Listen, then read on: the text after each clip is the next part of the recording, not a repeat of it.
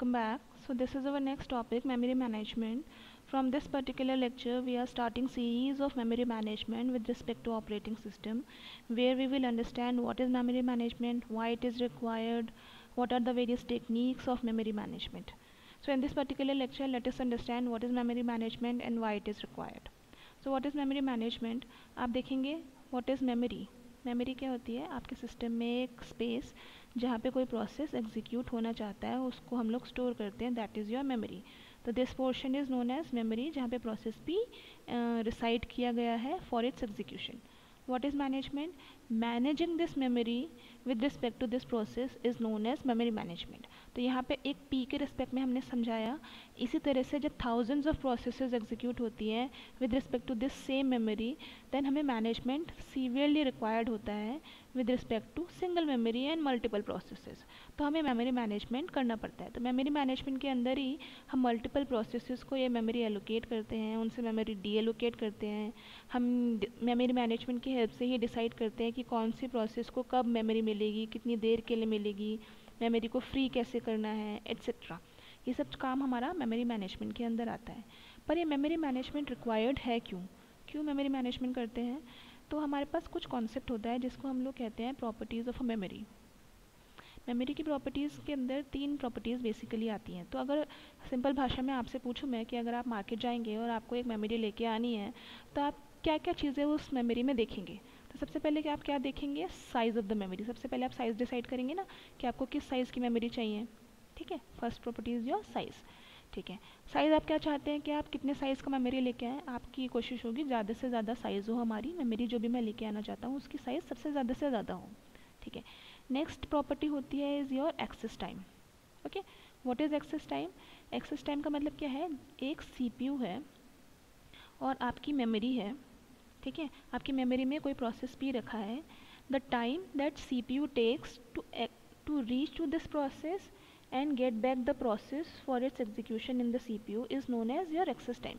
कितनी देर में वो उस प्रोसेस तक पहुंच के वापस आ सकता है इस प्रोसेस को एग्जीक्यूट करने के लिए, this is your access time. तो हम क्या चाहेंगे? ये एक्सेस टाइम क्या हो? कम हो या ज़्यादा हो? तो ये एक्सेस टाइम कम हो, प्रोसेस को जल्दी से जल्दी एक्सेस कर ले. ठीक है, next property is your cost. Cost क्या है?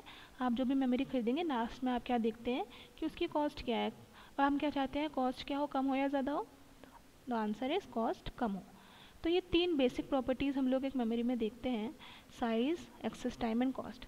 बट जब आप एक मेमोरी लेने जाएंगे तो आपको ये तीनों प्रॉपर्टी एक साथ कभी भी एक डिवाइस में नहीं मिलेगी. आपको पता है जैसे ही आपका साइज़ बढ़ेगा वैसे ही आपकी कॉस्ट बढ़ जाएगी. अगर एक्सेस टाइम कम करना है आपको तो आपको कॉस्ट को बढ़ाना पड़ेगा एंड सो ऑन. तो ये सारी प्रॉपर्टीज़ कॉन्ट्राडिक्टरी हैं, ये तीनों आपको एक साथ कभी भी एक डिवाइस में नहीं मिलेगी.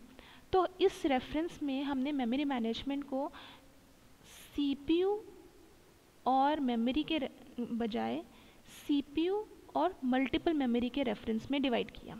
ठीक है, okay, so this is our CPU and this is our memory. इन दोनों को अगर हम लोग मैनेज करना चाहते हैं तो CPU को एक मेमोरी को एक्सेस करने के लिए कम समय चाहिए. आप चाहते हो उसका साइज़ भी कम हो और उसकी कॉस्ट भी कम हो, पर ये तीनों प्रॉपर्टी साथ में नहीं मिलेंगी. इसलिए हम एक नया स्कीम लेके आते हैं विच लुक लाइक दिस. तो हम एक मेमोरी एक CPU की जगह multiple memory and single CPU पे काम करने की कोशिश करते हैं, जिससे ये अरेंजमेंट ज़्यादा फ्रूटफुल हो जाता है. अब जब भी मल्टीपल मेमोरीज आएंगी, अभी इसका हम लोग समझते हैं स्कीम क्या वर्क करता है, बट जब मल्टीपल मेमोरीज आएंगी तो आपको उसको मैनेज भी करना पड़ेगा, क्योंकि सारा डेटा आपका एक ही जगह ना होकर स्कैटर्ड मेमोरी में रहेगा. अब आप उसको मैनेज करोगे, जिसके लिए आपको क्या चाहिए? Memory management. तो हम जो स्कीम लेके आए हैं that is secondary memory, then we have main memory and then we have cache memory. तो सेकेंडरी मेमोरी आपकी कौन कौन सी प्रॉपर्टी फुलफिल करती है?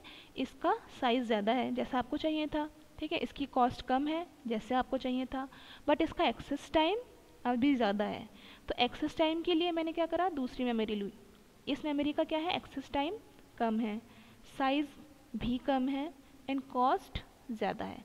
अगेन कॉस्ट ज़्यादा है बट उसके लिए मैंने दूसरा मेमोरी यूज़ कर लिया है विच इज़ या सेकेंडरी मेमोरी। तो अब मैं सेकेंडरी मेमोरी को यूज़ कर सकती हूँ जहाँ मैं ज़्यादा डेटा को स्टोर करना चाहूँ। तो ज़्यादा स्पेस मिल जाएगा मुझे सेकेंडरी मेमोरी से, कम एक्सेस टाइम मिल जाएगा मुझे मेन मेमोरी से, और उससे भी कम एक्सेस टाइम चाहिए तो हम लोग कैश मेमोरी को यूज़ कर सकते हैं। तो ये हायरार्की हम लोग यूज़ करते हैं ताकि CPU जल्दी से जल्दी डेटा को एक्सेस कर ले फ्रॉम मेन मेमोरी, और ज़्यादा से ज़्यादा डेटा मैं स्टोर कर सकूँ इन माय सेकेंडरी मेमोरी। तो अब जब भी कोई प्रोग्राम एग्जीक्यूट होना चाहता है जो सेकेंडरी मेमोरी में स्टोर होता है, जब भी वो एग्जीक्यूट होना चाहेगा उसको उठ के कहाँ आना पड़ेगा, मेन मेमोरी में। वो मेन मेमोरी में रिसाइड करेगा और CPU उसको जल्दी से जल्दी एक्सेस करके एग्जीक्यूट कर सकता है। तो ये हायरार्की हम फॉलो करते हैं जिसकी हेल्प से हमारा प्रोसेस जल्दी से जल्दी एग्जीक्यूट हो जाता है। बट इस हायरार्की को फॉलो करने के लिए आपका प्रोसेस कभी सेकेंडरी मेमोरी में, कभी मेन मेमोरी में, और कभी कैश मेमोरी में रिसाइड कर रहा है। तो अलग अलग लोकेशन में रिसाइड करने की वजह से आपको अलग अलग तरह से इस प्रोसेस को अलग अलग मेमोरी में मैनेज करना पड़ेगा, which requires different techniques of memory management, जो हम अभी आगे आने वाले लेक्चर्स में पढ़ेंगे। So this is it, memory management. अगर मैं समराइज़ करूँ तो what is memory management? Managing multiple processes with respect to a memory, जहाँ पे हम लोग ये डिसाइड करेंगे किस प्रोसेस को कब मेमोरी एलोकेट होगी, कितनी मेमोरी एलोकेट होगी, कितनी देर के लिए होगी, मेमोरी को फ्री कैसे करेंगे, डीएलोकेट कैसे करेंगे, रीसाइज कैसे करेंगे, अरेंज कैसे करेंगे, मॉनिटर कैसे करेंगे। सब चीज़ें हमारी मेमोरी मैनेजमेंट के अंदर आती हैं। आई होप ये मेमोरी मैनेजमेंट क्लियर होगा। आगे आने वाले लेक्चर्स में हम कुछ इंपॉर्टेंट टर्म्स पढ़ेंगे मेमोरी मैनेजमेंट से रिलेटेड, जैसे कि लॉजिकल एड्रेस, फिजिकल एड्रेस, फ्रेगमेंटेशंस, ताकि हम सारे बेसिक कॉन्सेप्ट्स को समझ लें before actually starting memory management techniques. Thank you.